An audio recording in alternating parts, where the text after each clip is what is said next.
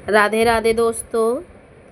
हम इस समय ज्येष्ठ मास के महात्म को सुन रहे हैं और ज्येष्ठ मास की बहुत ही पौराणिक कथाओं का श्रवण कर रहे हैं। तो दोस्तों, हम आज 16वां अध्याय का श्रवण करेंगे।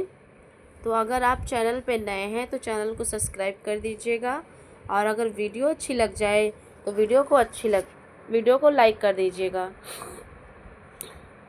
स्कंद जी बोले कि हे विप्रो, इसके पश्चात राजा भागीरथ निष्कंठ राज कर अपने पूर्व पितरों के समाचार सुनकर अत्यंत उदासीन हो गए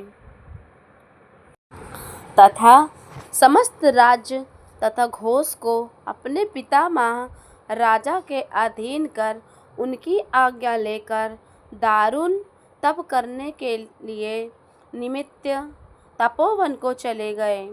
श्री शिव जी को प्रसन्न करने के लिए निराहार रहकर स्थिर चित्त से साक्षरी विद्या ओम नमः शिवाय का जाप करने लगे तथा 10 वर्षों पर्यंत तक दिन रात एक पैर से स्थित रहकर जल मात्र आहार करके तथा वायु पीकर तप करने लगे। इस प्रकार तप करते हुए जब राजा भगीरथ को बहुत समय बीत गया, तब भक्त वात्सल्य श्री शिव जी महाराज स्वयं वहाँ आकर प्रकट हो गए। भागीरथ के भक्ति से वशीभूत होकर जब वर देने के लिए श्री शिव जी महाराज स्वयं वहाँ पर आए, तब राजा भगीरथ ने शिव जी को देखकर उन्हें प्रणाम करके उच्च स्वर में मधुर वचन बोले। भगीरथ कहने लगे कि हे शिव शंभु, आपको नमस्कार। हे सबको सुख देने वाले, हे जगन्नाथ, आपको नमस्कार। हे विश्व के सर्जन हार रजोगुण स्वरूप, आपको नमस्कार। हे पालन हार, हे सत्वगुण स्वरूप, आपको नमस्कार। हे सबके पालनहार, कर्मों के फलदाता, भुक्ति और मुक्ति के दाता, मन क्रम वचन स्वरूप श्री शुद्ध, आपको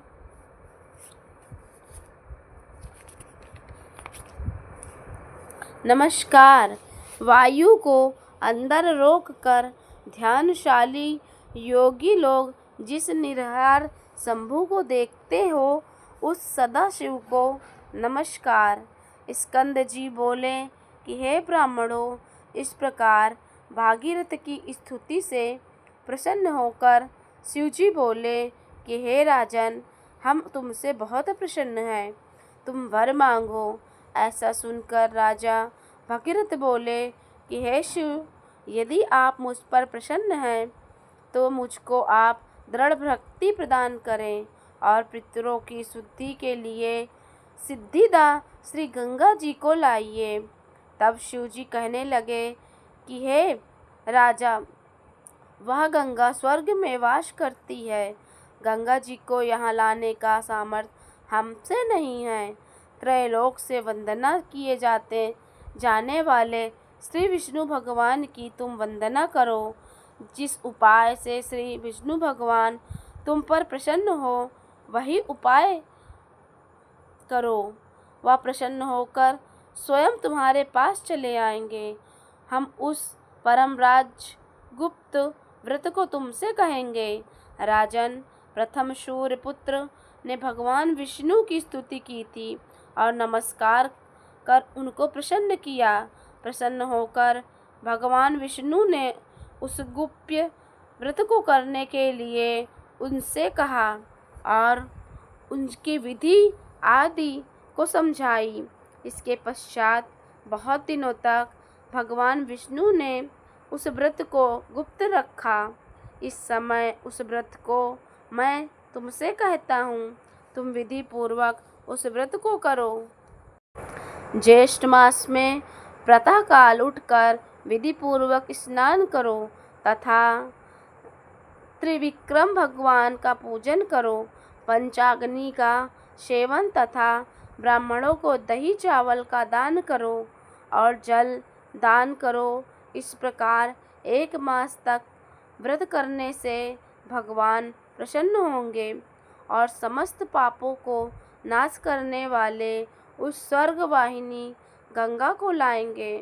श्री शिव जी के वचनों को सुनकर राजा भगीरथ ने शिवोक्त व्रत को किया। उस व्रत के अनुष्ठान मात्र से श्री विष्णु भगवान राजा भगीरथ के समीप आ गए। उन भगवान विष्णु की स्तुति तथा नमस्कार कर उनसे परम पावनी गंगा जी के लिए राजा भगीरथ ने याचना की। तब विष्णु भगवान बोले कि हे भद्रे भगीरथ, तुम मंदाकिनी के पवित्र तट पर मेरे साथ चलो। वहाँ चलकर जप तप हवन स्नान आदि भक्ति युक्त चित्त से अनशन व्रत करो। इस प्रकार 1 वर्ष तक इस व्रत को करते रहो। इसके पश्चात वह गंगा तुम्हारे साथ चली जाएगी। भगवान विष्णु के वचन को प्रमाण मानकर राजा भगीरथ ने भगवान विष्णु जी के साथ मंदाकिनी के सुंदर तट भाग में स्थित होकर भगवान विष्णु के कहे हुए व्रत का परम भक्ति से अनुष्ठान किया। तब श्री गंगा जी प्रसन्न हो गई और राजा भगीरथ के सामने सुंदर नेत्रों वाली स्त्री रूप में होकर प्रकट हो गई। वही विप्रथा गंगा है। ऐसा जानकर भागीरथी ने उनकी स्तुति की और मंदाकिनी प्रसन्न होकर बोली कि हे राजन, तुम मुझसे क्या वर मांगो। ऐसे वचन सुनकर राजा भगीरथ बोले कि हे भद्रे, मेरे साथ पृथ्वी पर पितरों की मुक्ति के लिए चलो। भगीरथ को तथास्तु कहकर वह गंगा जी उनके साथ पृथ्वी तल को गई। एकम के दिन प्रकट होकर 10वीं के दिन प्रवाह रूप हो गई और लोगों को